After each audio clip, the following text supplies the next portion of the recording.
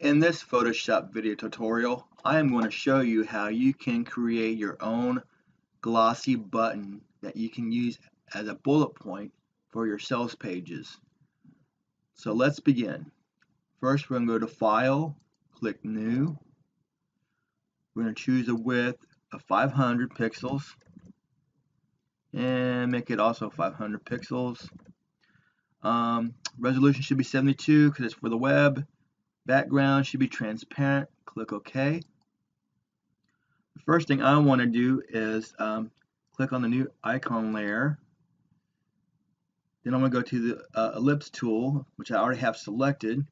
But in case you don't, you just right click and you can just go down and say ellipse tool. And you want to go up here where it says fill, and you can choose any color you want. I like blue better than the orange that was there, so we'll go with this blue. You want to make sure you're on shape as well. Now when you do this, you want to make sure you're holding shift, because when you do an ellipse, if you don't hold the shift, you won't get a perfect circle. But by holding shift and then dragging, you get a perfect circle just like this. And you'll see it fills the color with blue.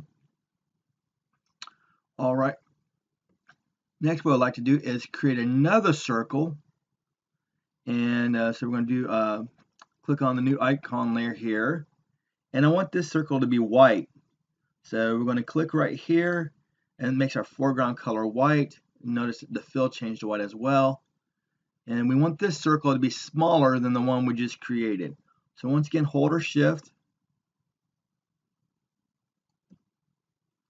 Now what we're going to do is move this second circle inside this first one, and we're going to have the bottom touch the base right here. And you notice there's like a crescent moon around here. That's what we want right there. Now, with this selected, we're going to go to the blend mode here and change from normal, and we want to go to overlay. So you can see there's a little bit of a blur here. And now we want to go to filter, blur, Gaussian blur, and we want to make this to 10. It says we need to rasterize this, so we're going to go ahead and rasterize this. Now we can go make this 10. And it's easier for me just to put the numbers in and click OK than to drag the little arrow. That looks about right. Now we're going to create another layer. And we're going to go once again to the ellipse tool. But this time, we're not going to worry about the color, and we're not going to make a circle. We're going to make an actual ellipse. And we want to move this so it's near the top. Just like so. And now while holding control, we want to click on this little box right here, because we want this to be selected. And at the same time, we also want to turn this off. So now you just see our selection here. Next thing we need to do is create another new layer. So once again, we'll click on the new layer icon. We're going to do a gradient. And we want to make sure we have the gradient, this one right here. We want the white foreground color to be transparent. Then we want to start at this top here, hold shift, go down to the very bottom of this. There you go. Next we want to go ahead and do, well, we can do Control D. We want to go ahead and do filter, blur, Gaussian blur again. This time we will make about 2.5.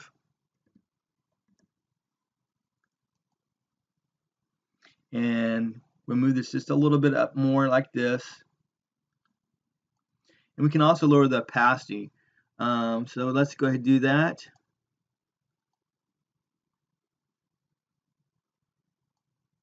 And there's our glossy button. Now this is 500 by 500. A bullet point is usually about 50 pixels by 50 pixels. I've seen some like 50 by 44. So what we can do is just change the size. We'll make sure that we're linked here, and we're not. So we'll make sure we're linked. So we just change this to 50. Click OK. And then we're just going to save this as our bullet point. We just go down to save, or we can do Control S, and we can just do bullet. And since it's blue, let's call it bullet blue. And we'll save it in our pictures. And when we want to use that, we just change it, convert it to a different format like PNG, preferably PNG because you want the transparency. But in case I want to do something else different with it later on, I'm going to go ahead and save all those layers. So I'm going to use the PSD for now and save it to my pictures. And there you go. You have your now glossy bullet point that you can use in your web design. And you can make it smaller if you want, if it's a little too big. But that's all there is to it. Thank you for watching.